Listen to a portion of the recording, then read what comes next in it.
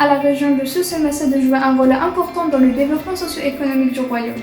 Mais cette situation est accompagnée d'un épuisement des réserves en eau souterraines. De larges écarts d'accès à l'eau en tant que facteur de production dans le secteur agricole sont toujours présents, autant que dans le secteur agricole moderne, privé ou étatique, que dans le secteur agricole traditionnel.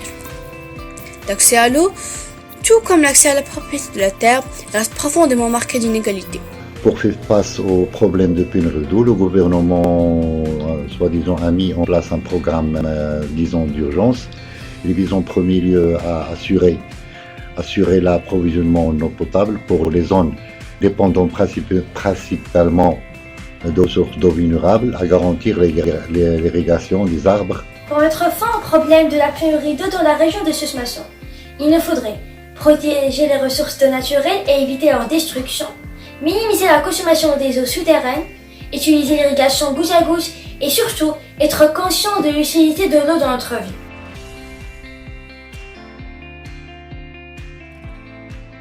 Le sujet que nous avons traité sera présenté comme suivant. Choix du sujet, introduction, c'est quoi un hôtel à insectes, l'intérêt de l'hôtel pour les amateurs de la nature, comment attirer les insectes à l'hôtel, création du dispositif, produit du projet, choix de l'emplacement. L'hôtel à insectes est un outil permettant en particulier à s'initier aux connaissances telles que la pollinisation. Cette construction accueille les insectes pollinisateurs qui vont transporter les grains de pollen et les déposer sur les stigmates des fleurs, assurant par la suite une fécondation et transformation de la fleur en fruit. L'hôtel à insectes est un dispositif facile à élaborer en utilisant du matériel naturel comme du bois et autres matériaux pour accueillir les insectes. Des éléments naturels tels que la paille, les rondins de bois, tiges de bambou, planches en bois, quelques vis et une pelle.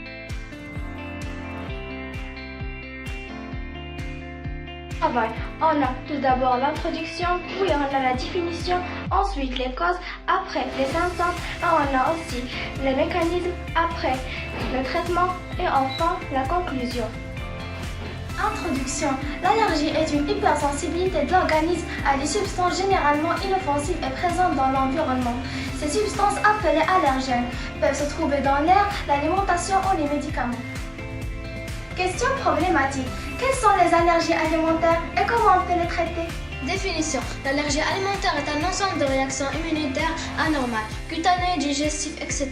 survenant après l'ingestion d'un aliment particulier, celui-ci normalement inoffensif pour l'organisme est alors appelé allergène. 2. Les causes. En fonction des recherches scientifiques les plus récentes, la liste des allergènes identifiés est révisée régulièrement.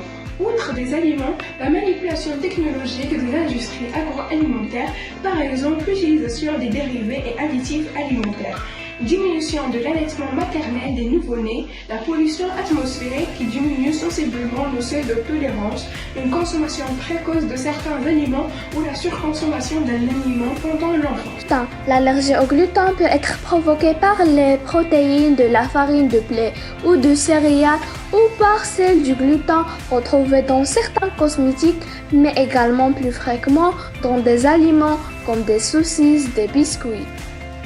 Les plus fréquents sont, premièrement, eczéma, perte du cœur, la rouge enflée.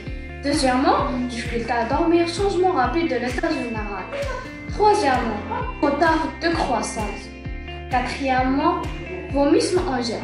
Syndrome oral, démangeaisons au niveau du palais et de la gorge, gonflement des lèvres, des manifestations digestives, une douleur abdominale ou diarrhée.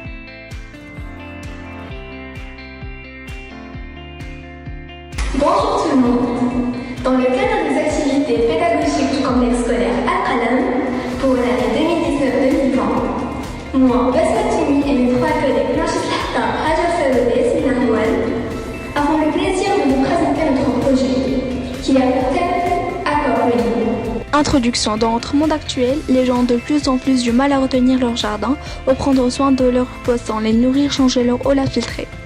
Car cela demande du temps et de l'argent. C'est pour cela aujourd'hui, je vous propose une nouvelle technique qui pourrait être utile, dite l'aquaponie. L'aquaponie est une contraction d'aquaculture et hydroponie. L'aquaponie, c'est donc une symbiose entre végétaux, poissons et bactéries. C'est tout un mini écosystème naturel recréé, où les déchets d'un élément deviennent la nourriture d'un autre élément dans le système. Fertilisation naturelle des plantes, grâce aux déjections et résidus de l'élevage de poissons. Réduction de l'espace nécessaire aux cultures vivrières. Réduction de l'empreinte énergétique nécessaire à la production de la nourriture. Quelles plantes et poissons en aquaponie? Les végétaux les plus adaptés à ce type de culture sont les légumes à feuilles, épinards, salades et les herbes aromatiques. Si on dispose plus de place, on peut choisir la tomate, l'aubergine, le concombre ou les poivrons. Les poissons les plus recommandés sont le tilapia, la carpe et la truite. Le système aquaponique offre de nombreux avantages. C'est un système beaucoup plus productif et beaucoup plus économique que le traditionnel, donc toute personne intéressée par un jardinage sain et productif devrait envisager d'en avoir un à la maison.